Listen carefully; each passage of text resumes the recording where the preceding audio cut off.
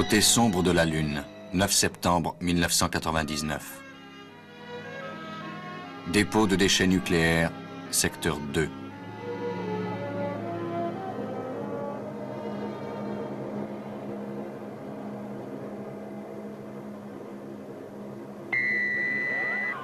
Professeur Bergman, ici Jim Nordstrom. Nous venons de franchir la barrière de protection au laser. Dans 2 minutes, nous serons prêts à commencer la vérification demandée par le Dr Russell sur les champs de radiation. Attendez les ordres, Nordstrom. On ne vous lâche pas, soyez tranquille.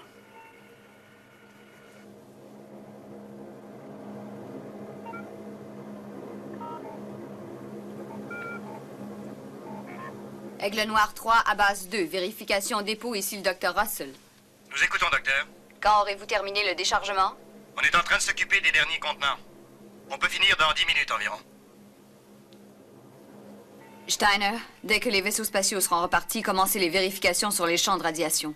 Très bien, docteur. Et voilà, il n'y a plus qu'à attendre le résultat. Oui, c'est ça.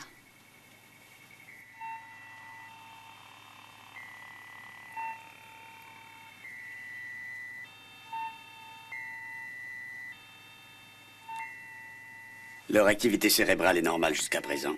Oui, jusqu'à présent. Ici Aigle 2, nous amorçons la descente. Nous serons à la base à l'heure prévue. Ici base lunaire Alpha, bien reçu Aigle 2.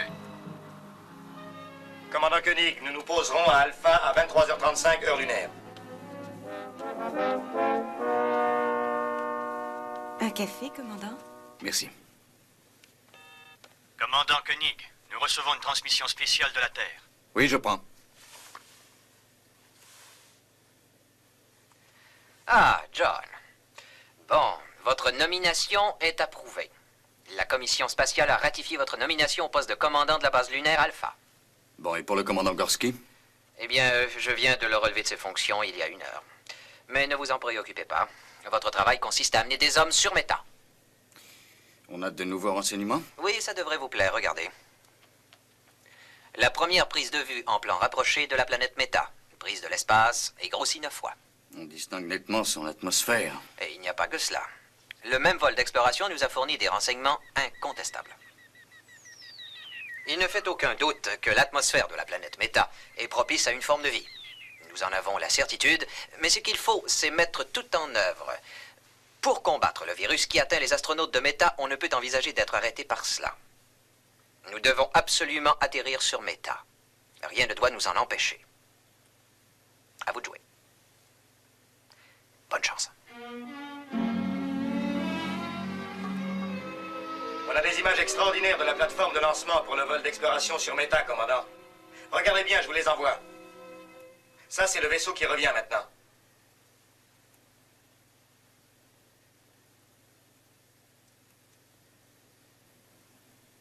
Je dois dire que j'aimerais déjà le voir en route vers Méta. Bon, on a fait le tour, professeur. Tout est vérifié. Il n'y a absolument aucune perte de radiation. Nous rentrons. C'est ça, rentrez, Steiner. On vous attend.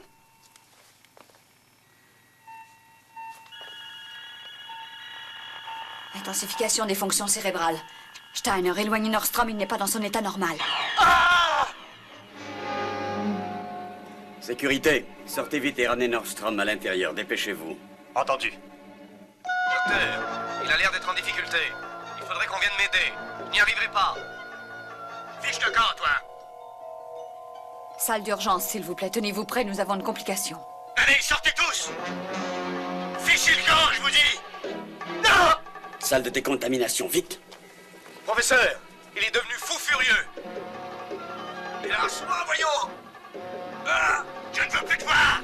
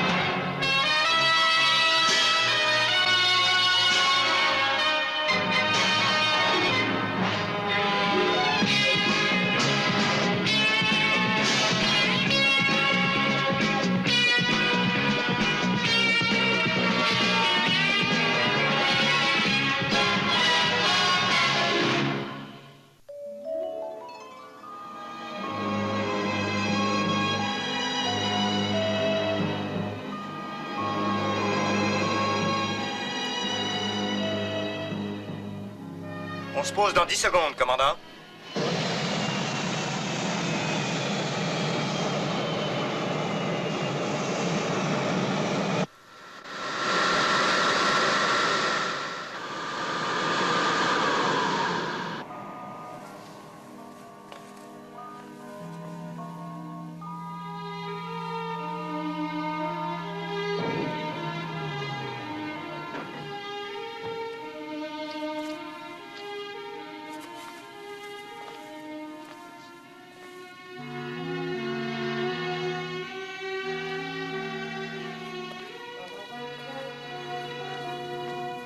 Bonjour, John. Bienvenue sur la Lune. Bonjour, Victor. Encore ici? Eh oui, tenez. Et j'ai bien fait de rester, je crois. La situation est beaucoup plus sérieuse que vous ne pouviez le penser, je le crains. Que voulez-vous dire? On meurt beaucoup ici depuis quelque temps. Quoi, le fameux virus? Si l'explication vous suffit.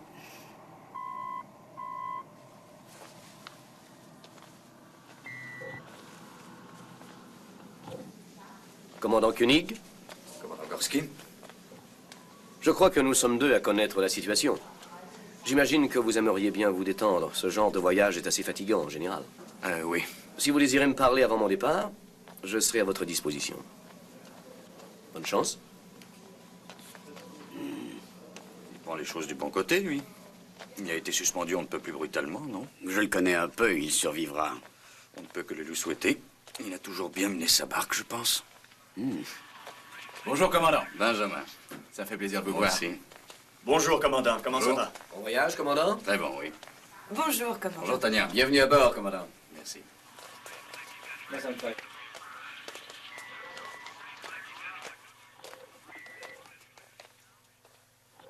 Je vous écoute. Pas de virus.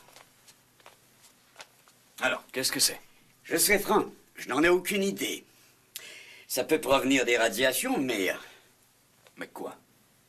il n'y a aucune trace de radiation. Victor, vous me connaissez suffisamment pour savoir que je suis au courant des faits, même si je n'en ai pas l'air. Non, Et le lancement spatial du siècle ne peut absolument pas nous filer entre les doigts. je comprends, c'est certain.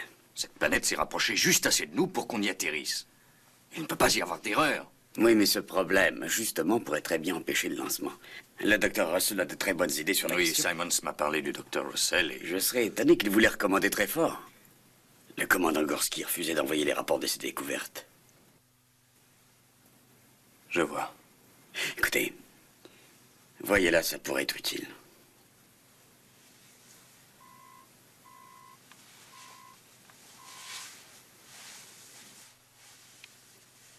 Oui? Docteur Russell?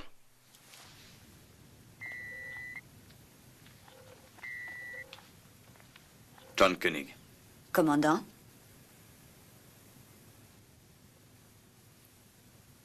Il vous appartient? Oui? Il date de 1887, hein? Il a appartenu à Pasteur et à Marie Curie, n'est-ce pas? Ce n'est qu'une réplique. C'est une récompense pour des travaux à l'université. Docteur, avez-vous réussi à guérir quelques hommes, à les débarrasser du virus? Ce n'est pas un virus. Les lésions cérébrales dont ils sont atteints sont d'origine inconnue. Leur état est très critique. Il n'y a rien à faire, si je comprends bien.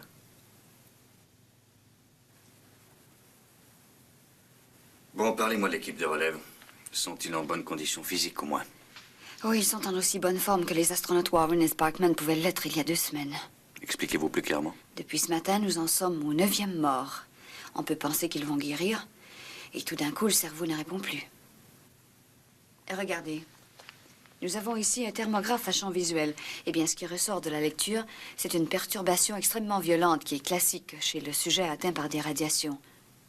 Et vous avez eu 11 cas similaires. Et 9 décès. Et c'était tous des manipulateurs de déchets radioactifs qui travaillaient au dépôt du secteur 2. C'est donc illogique.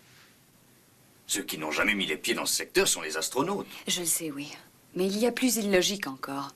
On ne trouve aucune trace de radiation dans le fameux secteur 2.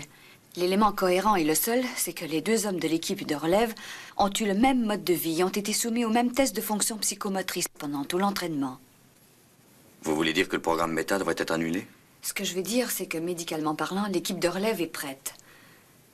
Mais je dois ajouter, parce que nous marchons à l'aveuglette, que je ne garantis rien et que ces hommes peuvent être atteints dans 2 jours ou dans 2 mois. J'en suis extrêmement consciente.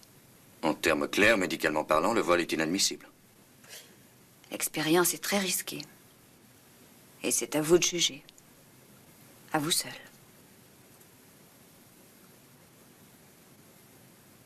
J'aimerais voir ces hommes.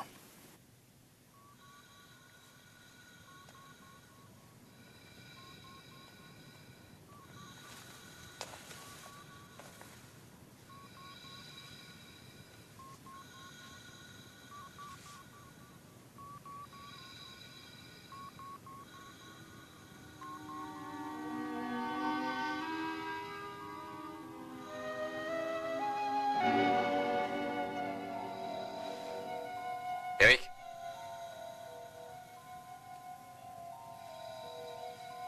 Frank? C'est Koenig qui vous parle.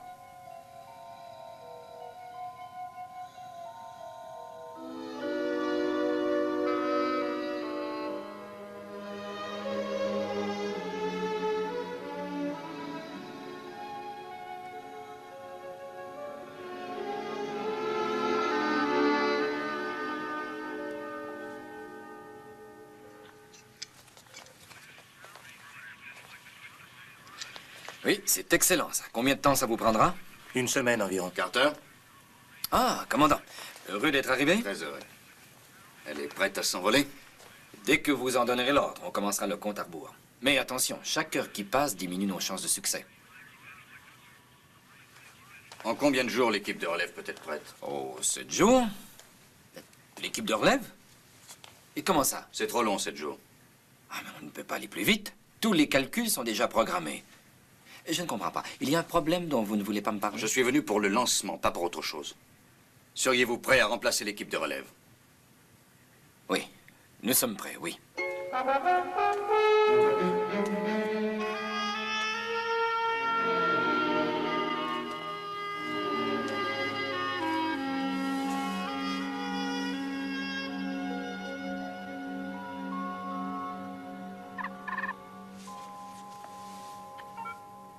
Ah, John.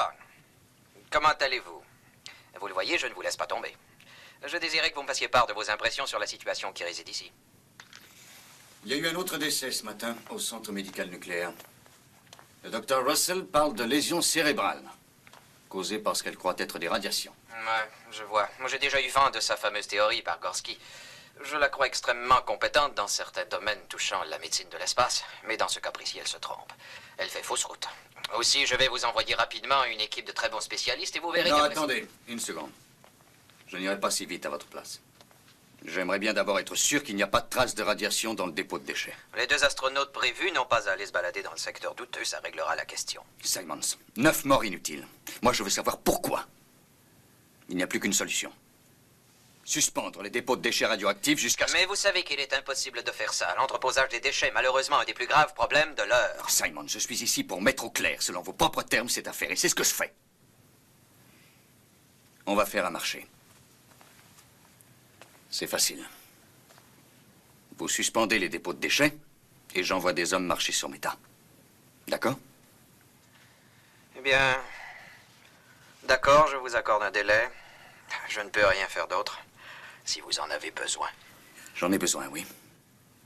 Simons, ne vous méprenez pas. Quoi, les hommes ne vont pas mieux? Non. Aucun espoir. Ça ne s'arrangera pas, et vous le savez. Oui, je le sais, mais attention. Nous devons absolument régler cette affaire, John. Nous le devons. Dans 15 jours, le comité international des bases lunaires devra voter les crédits. Là, les discussions porteront sur le lancement et il s'agira de jouer serré. Mais si un mot ou un seul signe de défaillance leur vient aux oreilles, ils abandonneront pour toujours notre magnifique projet. Je vous en conjure, n'oubliez pas ça.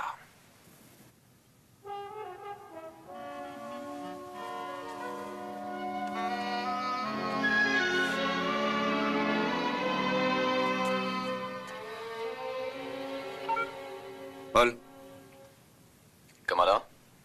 je vais aller vérifier moi-même le secteur de dépôt des déchets radioactifs. D'accord. Je veux 2 volontaires. Très bien, commandant.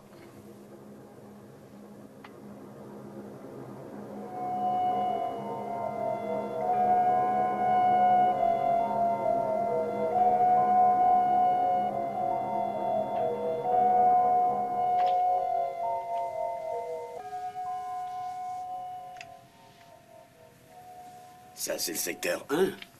Collins, nous voulons aller au secteur 2. Oui, j'ai compris, commandant. Mais on passe au-dessus du secteur 1 pour ne pas s'en aller n'importe où.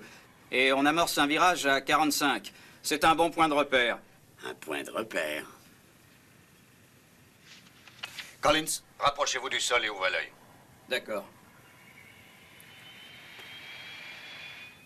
Il n'y a aucune radiation ici, John. J'ai déjà vérifié, tout est normal. Bon, ça c'est le premier dépôt de déchets radioactifs. L'a-t-on utilisé depuis mon absence?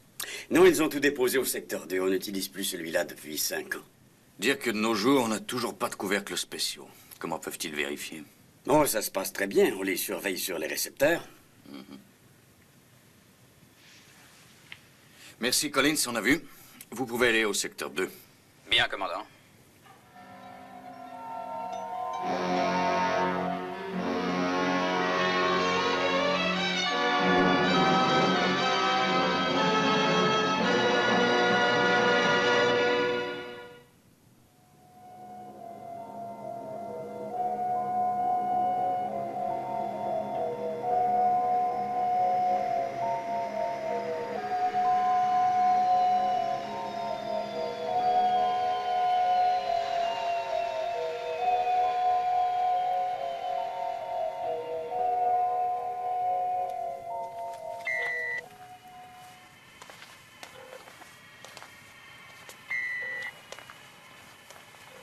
On vous suit, allez-y.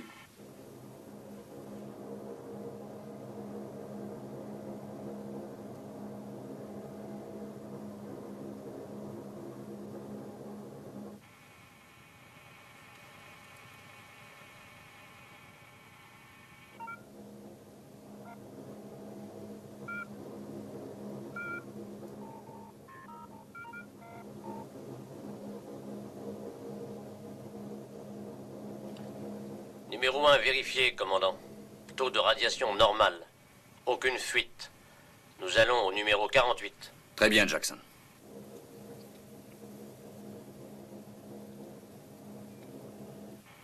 Ça semble correct. Oui, jusqu'à présent.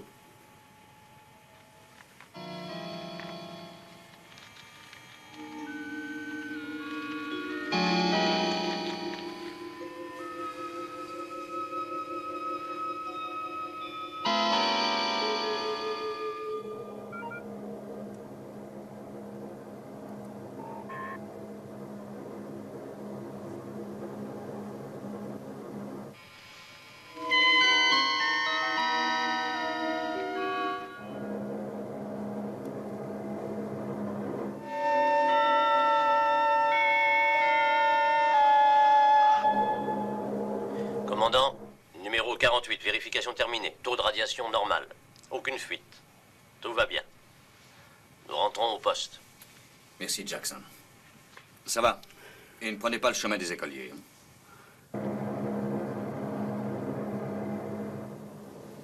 Alors, si on observe les limites de sécurité, le taux de radiation n'a rien de redoutable. Ce n'est pas la théorie du Dr. Russell. Donc, ce qui aurait atteint gravement les 2 astronautes et qui en aurait tué 9 ne pourrait pas être la radiation. Eh bien, non. Qu'est-ce que ça peut être? Il est temps de partir, commandant. C'est vrai, Collins, nous partons aussi. Maintenant, il faut partir. Compris? Il faut sortir d'ici. On étouffe.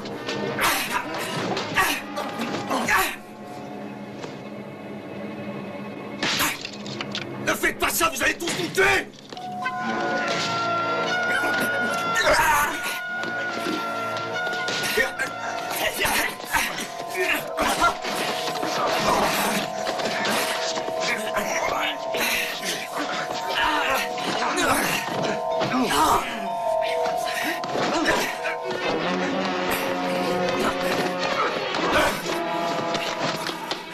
Tirez, mais tirez donc!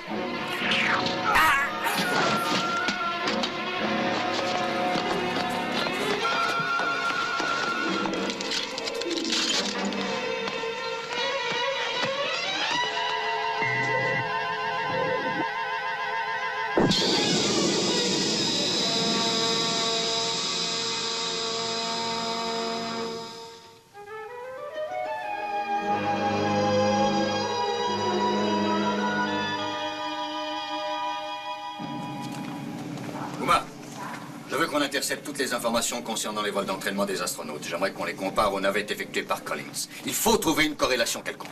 À vos ordres, commandant.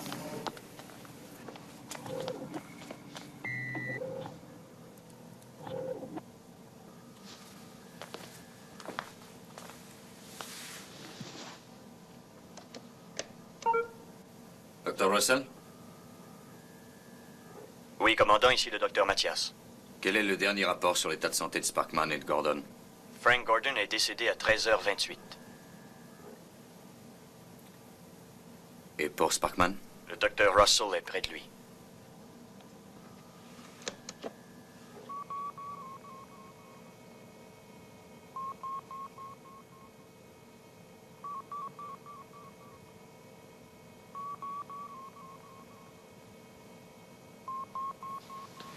Ordinateur. Vérification du dernier rapport. Phase 5. Mutation complétée. Activité cérébrale interrompue. Apparence de vie provoquée par branchement sur appareil de vie artificielle. Conclusion. Astronaute Eric Sparkman décédé.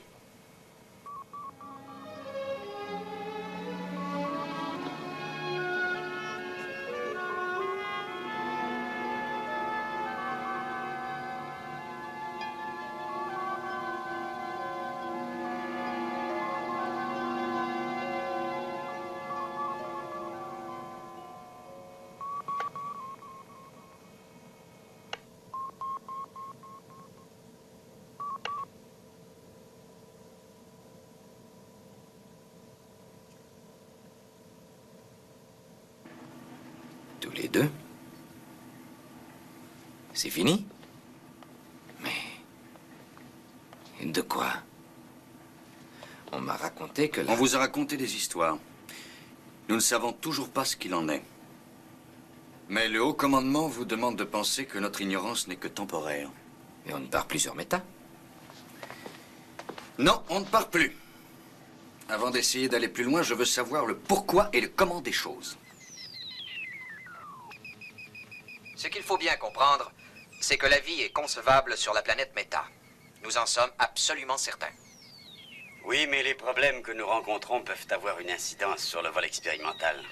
Nous devons absolument envoyer des hommes sur Méta. Rien ne doit nous arrêter. Rien. Je ne peux vraiment pas vous garantir que dans 3 jours ou dans 3 mois, ces hommes n'auront aucune réaction négative. Et votre mission est de vous poser sur Méta. Un pas de géant pour l'humanité.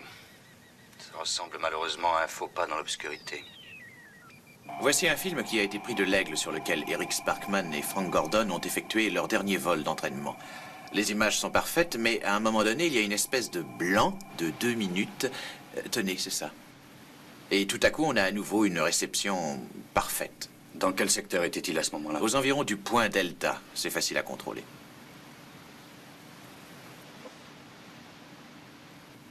Le dépôt de déchets du secteur 1. Paul, sortez tout ce qui a été filmé sur le secteur 1 depuis 10 jours. Sandra, document 10 sur secteur 1, s'il vous plaît. Lecture. Tout de suite, Paul. Je crois bien que Collins nous a fait passer par le secteur 1 pour rejoindre le 2. Est-ce qu'il prenait toujours cette route? Oui, plusieurs fois par semaine. C'était pour prendre son virage? Oui, on met le cap sur un des bâtiments du secteur sombre et on vire à droite. C'est un bon point de repère. Les vols d'entraînement, où se font-ils? Oh, ça se fait toujours au-dessus du secteur sombre pour éviter le trafic. Ah bon, vous voulez dire qu'ils empruntent souvent ce secteur? Oui, mais on doit respecter une certaine altitude. Ouais. Et c'est au-dessus de ce secteur qu'il y a eu un blanc dans l'enregistrement qu'ils ont rapporté. Et tout à l'heure, j'ai demandé à Collins de descendre pour jeter un coup d'œil dans cette zone. Commandant, on observe une chaleur intense qui se dégage du secteur de dépôt 1 et c'est justement impossible.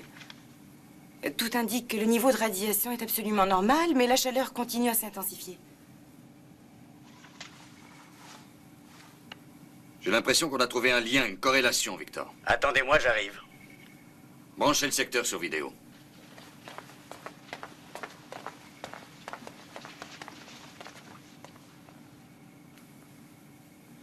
Vous voyez, la chaleur est intense et toujours aucune trace de radioactivité. Ce n'est pas croyable. Mais d'où peuvent provenir ces phénomènes? Alors, faites voir le profil.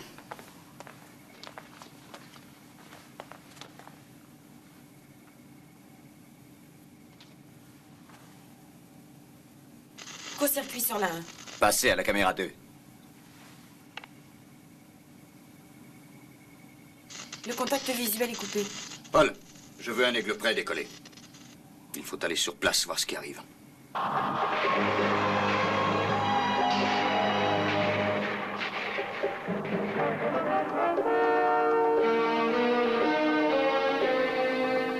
J'approche du secteur 1.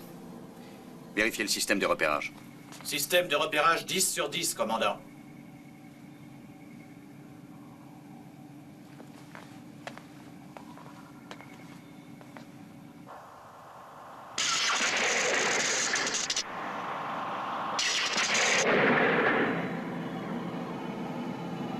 Ça s'intensifie, on dirait. Je vais prendre de l'altitude.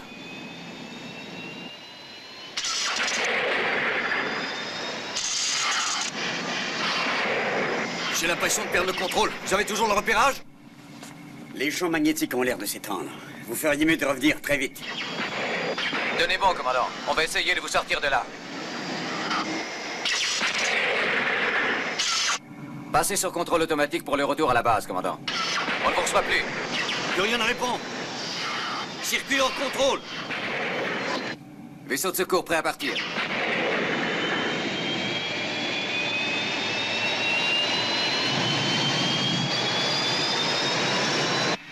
Ici 49. Tout le secteur est en feu. Nous allons procéder au sauvetage. Je réduis la vitesse, commandant.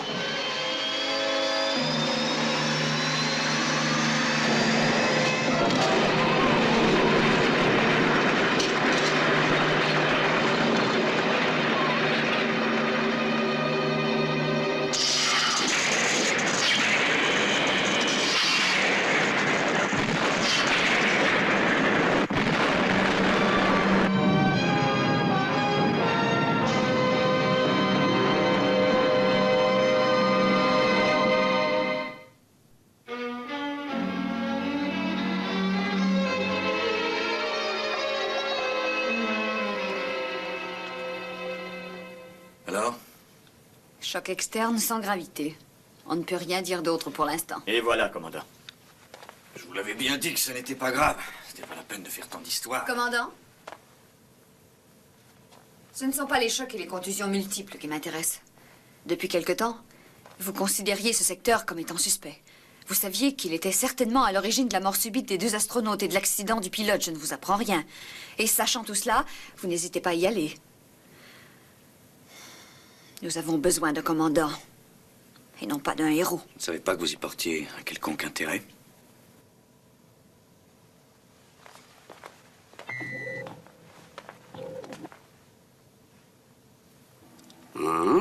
Regardez cela.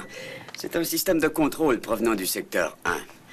On l'utilisait pour enregistrer la puissance réelle de magnétisme du système artificiel de gravité de la planète. Depuis qu'on a fermé le secteur 1, on n'a rien enregistré pendant 5 ans. Mais regardez-le. Mais oui, les champs magnétiques ont augmenté de 20 fois. Et c'est avant de brûler, ça. On était obsédés par le phénomène radioactif. Nous avions tort. C'est cet instrument qui m'a mis sur la voie. Nous avons affaire à un phénomène nouveau, dont l'origine semblerait être le dépôt de déchets radioactifs du secteur 1. Je pense que l'énergie magnétique contenue se déchaîne brusquement. Comment? Elle serait responsable des phénomènes actuels? Et elle pourrait avoir causé des lésions cérébrales? C'est un point qui resterait à vérifier. Néanmoins, je pense que c'est une surintensité anormale du champ magnétique qui a déréglé le fonctionnement du système de navigation et l'enregistrement du vol des astronautes. Sparkman et Gordon ont survolé le secteur tous les jours. Ainsi que Collins en faisant la navette. Mais nous y avons tous été exposés, ça me paraît évident. Nous sommes tous passés au-dessus du secteur 1 pour nous rendre au dépôt 2. Il est possible que l'accumulation des forces n'ait été que sous-jacente. Et il y a un problème beaucoup plus grave. Si le secteur 1, pour les raisons que nous supposons, se met à brûler comme un feu de paille, on peut logiquement déduire que le dépôt du secteur 2 est menacé à son tour. Comment peut-on le savoir? Il faut évaluer l'étendue des champs magnétiques en surface. Si vous envoyez des hommes en surface, je ne réponds pas de leur survie dans ces conditions. Je vous comprends. Nous allons équiper un aigle qui pourra effectuer tous les contrôles. Sans pilote pour cette fois.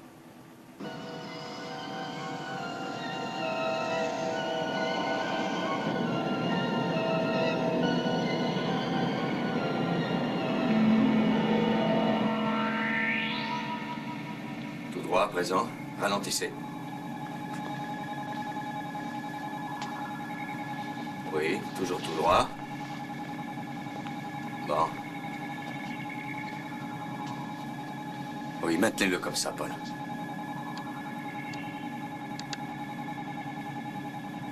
Sandra, qu'est-ce que vous lisez? Taux de radioactivité normal, champ magnétique 0. Ça va, Paul, faites-le descendre. Bien, commandant.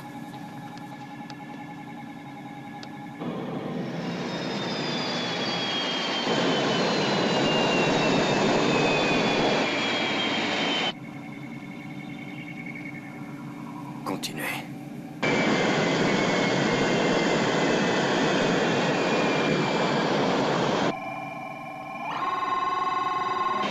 Sortez-le de là. Puissance maximum, Paul.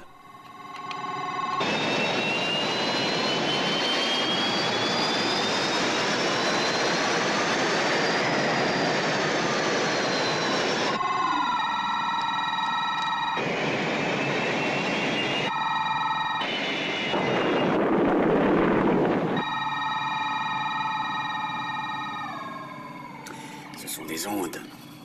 À présent, j'en suis sûr. Des ondes magnétiques. Paul, contactez Simons immédiatement. Employez code prioritaire Alpha 1. Et tout de suite. Bravo, docteur. Vous aviez vu juste. Radiation magnétique. Nous sommes sur la plus grosse bombe que l'homme ait fabriquée.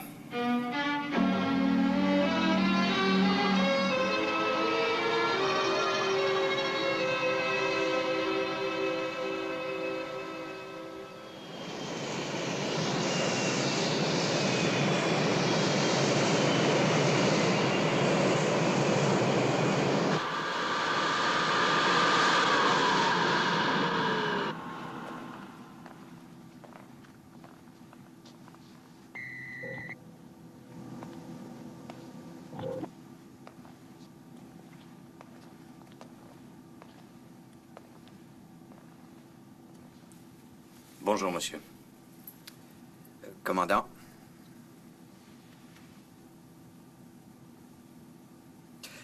Au bureau, nous avons essayé de vous rejoindre par le code prioritaire et d'entrer en communication. Mais il semblerait que vous n'étiez pas disponible. Je le suis à présent. Eh bien, la chaleur commence à gagner également le secteur 2. Ce dernier ayant 140 fois la capacité du premier, de toute évidence, une réaction en chaîne nous semble assez inévitable. Et que se passerait-il s'il venait à brûler tout seul comme le secteur 1? Simons, vous n'avez pas l'air de saisir. Nous sommes au sommet ici, figurez-vous. Si ça brûle, tout brûle. Alors que faut-il faire? Le mieux serait de prendre chaque pile à part et puis après nous détruirions la masse. Une fois la masse dispersée dans le vide, nous serions sauvés. D'accord. Eh bien, faites ça, oui. Évidemment, nous disposons d'un temps limité.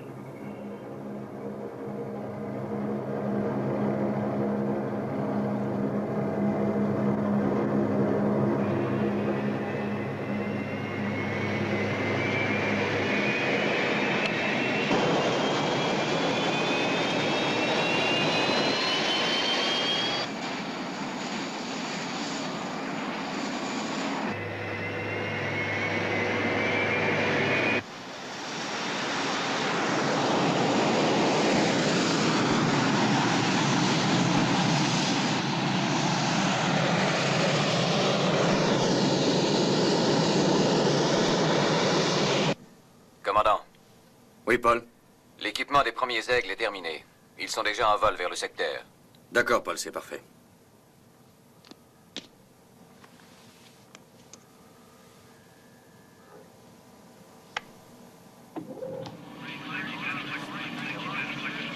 Envoyez l'image. Oui, tout de suite.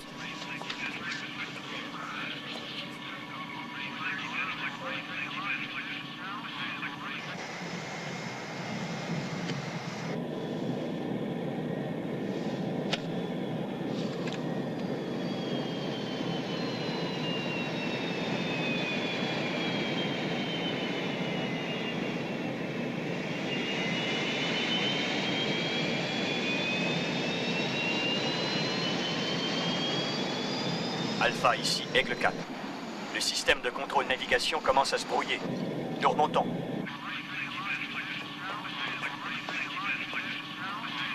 Uma, je veux des informations précises et le plus rapidement possible.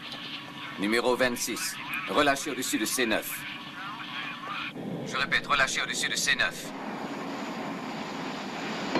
Compris, Alpha. Secteur C9. Nous relâchons.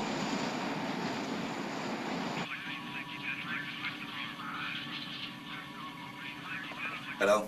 On a des problèmes avec le contrôle navigation sur le vaisseau. Les pilotes les ramènent à la base. Les champs magnétiques semblent vouloir se répandre. Dites-leur de prendre de l'altitude. D'accord. Base Alpha, à tous les aigles. Prenez de l'altitude. Il y a des vaisseaux disponibles? Non, il n'en reste plus, commandant. Prenez celui de Simon, c'est foncé en orbite. Faites un rapport sur ce que vous voyez de là-haut. D'accord. Du nouveau? La chaleur fait que le champ magnétique varie, il fluctue beaucoup. Et j'avoue que c'est ce qui m'ennuie.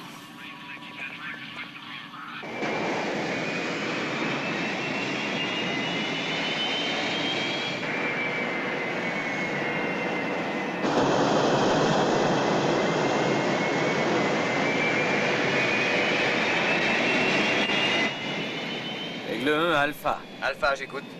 Élévation normale. Je suis la trajectoire qui a été programmée. Je serai en orbite dans 4 minutes.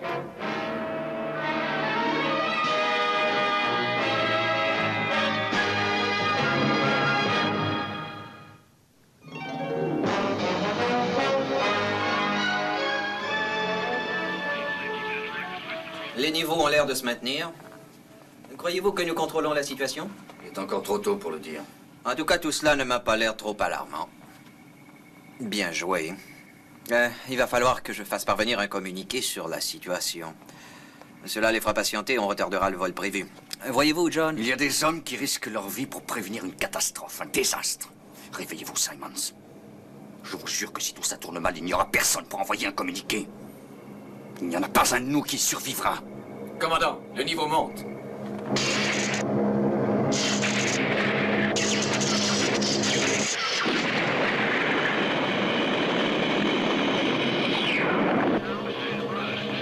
Annulez la mission. Base Alpha, tous les aigles, retour à la base immédiat. Je répète, retour immédiat à la base. Ici Alpha.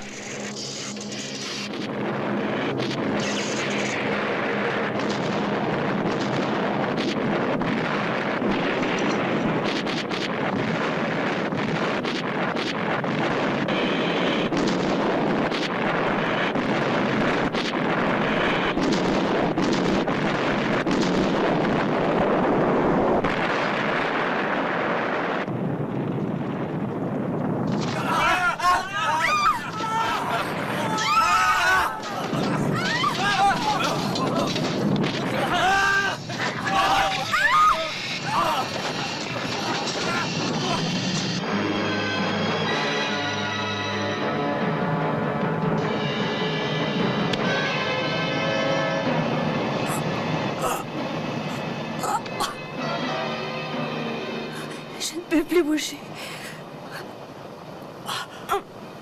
La gravité est modifiée. On ne peut plus rien faire d'autre. Il faut patienter.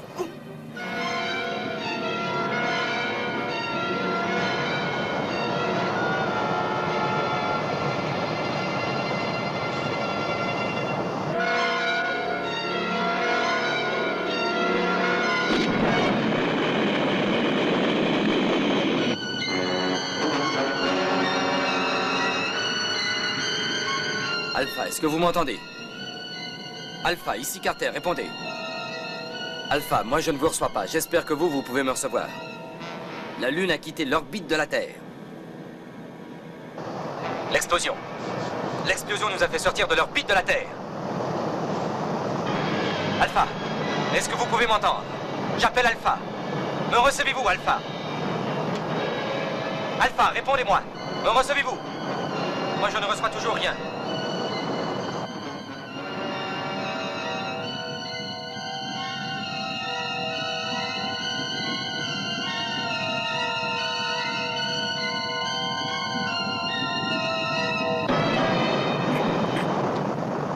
Alpha. Alpha, que se passe-t-il à la base? Nous avons perdu le contact. Alpha, est-ce que vous m'entendez? J'ai branché tous les canaux de communication. Si tout va bien, envoyez un signal radio.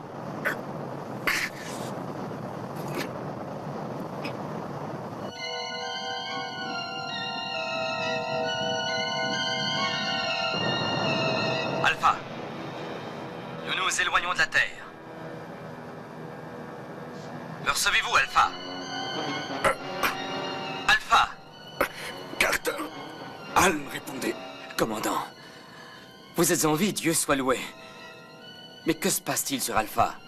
La force de gravitation a été modifiée. Nous pouvons à peine bouger. Attendez, il me semble que nous subissions une décélération.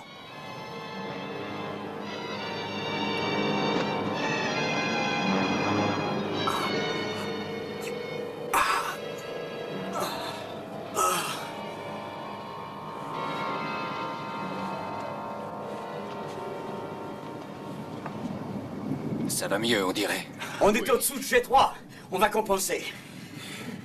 Ce qu'il y a eu, c'est que toute la base a joué le rôle d'un gigantesque moteur de fusée. Et nous avons quitté notre orbite. Mais si la fission finit par s'arrêter, eh bien, tout devrait redevenir normal, je pense. Et Carter pourra nous rejoindre. Carter, me recevez-vous? Oh oui, je vous reçois, clair et net. Pouvez-vous revenir à la base? Oui. Oui, je peux. Je me suis beaucoup rapproché. Oui, certainement. Bravo, capitaine. Contrôlez toute la base. Poste de commandement. Nous attendons un rapport. Ici, section de sécurité. Nous avons établi le contact son. Contact vidéo nul. Ici, section d'entretien. Tout est arrêté chez nous. Nous envoyons l'énergie par générateur de secours. Ici Mathias, centre médical. Décompression suivie d'explosion dans 2 compartiments. Avons réussi à les isoler sans danger. Service d'urgence fonctionne, nous pouvons accepter les blessés. Gloria, occupez-vous-en, voulez-vous?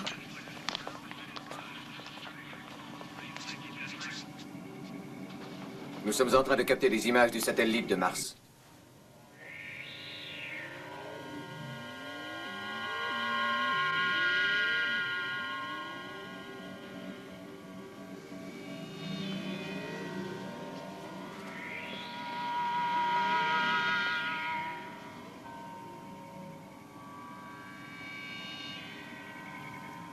Est-ce que nous pourrons revenir sur la Terre? Uma, le temps est précieux, dépêchez-vous. Interrogez l'ordinateur sur l'opération Exodus. Oui, monsieur. Passez sur grand écran, Paul. Cela nous concerne tous, je crois. Opération de secours Exodus. Facteur indéterminé. 1. Trajectoire de la Lune inconnue. 2. Modification constante des forces G dues à l'éloignement de la Terre. 3.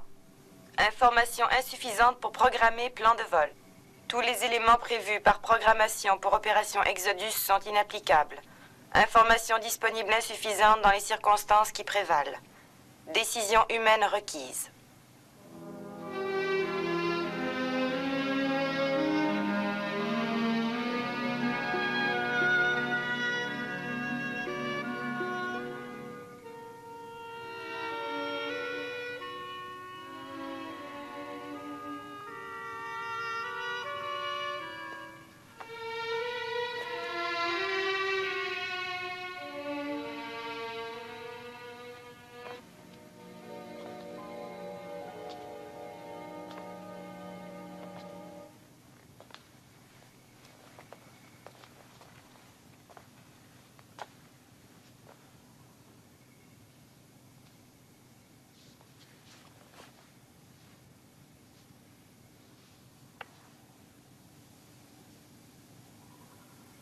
Attention à toutes les sections alpha.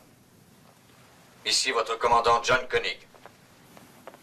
Vous le savez, notre planète a brusquement quitté son orbite. Nous sommes à présent très loin de la planète Terre. Nous avons des moyens de propulsion, un environnement.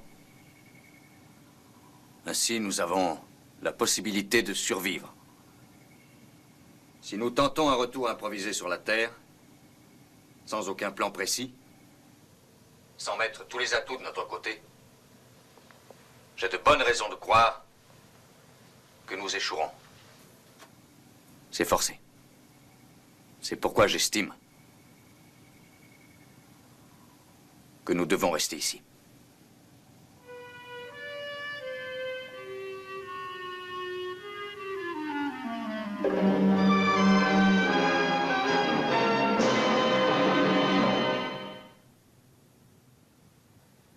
L'explosion tout à fait inattendue qui a eu lieu à la surface de la Lune a occasionné la nuit dernière de sérieuses répercussions sur la Terre. Les nombreuses secousses sismiques qui ont été enregistrées aux États-Unis sur la majeure partie de la côte ouest, en Yougoslavie aussi bien qu'au sud de la France, ont hélas fait de nombreuses victimes dont le chiffre n'est pas évalué. La délégation internationale de l'espace réunit son conseil sous la présidence du remplaçant de M. Simmons et est en ce moment en train d'essayer de mettre sur pied un programme visant à envoyer du secours aux 311 hommes et femmes se trouvant à la base Alpha. De sources bien informées, l'espoir reste cependant faible de retrouver des survivants sur la base. Pendant quelques heures, les responsables du programme Alpha ont cru qu'un sauvetage pouvait être tenté d'une des planètes qui se serait trouvée sur la même orbite. Il est à présent prouvé que l'accélération de la Lune a considérablement augmenté sa distance par rapport à la Terre. Branchez toutes les fréquences, il faut capter n'importe quoi.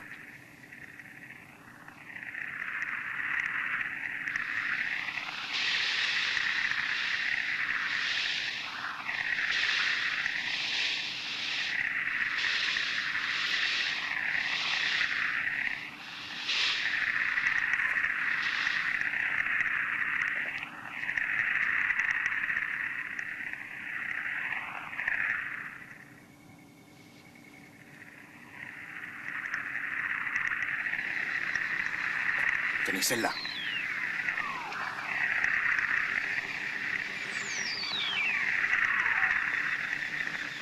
C'est Meta.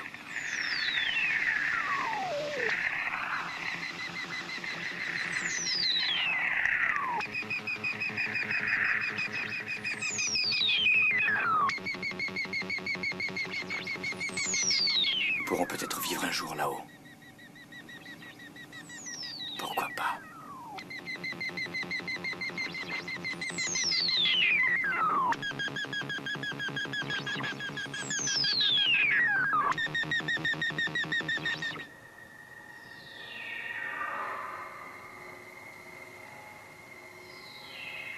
« 13 septembre 1999. Les signaux de Meta augmentent sans cesse. Oui. Là-bas, peut-être.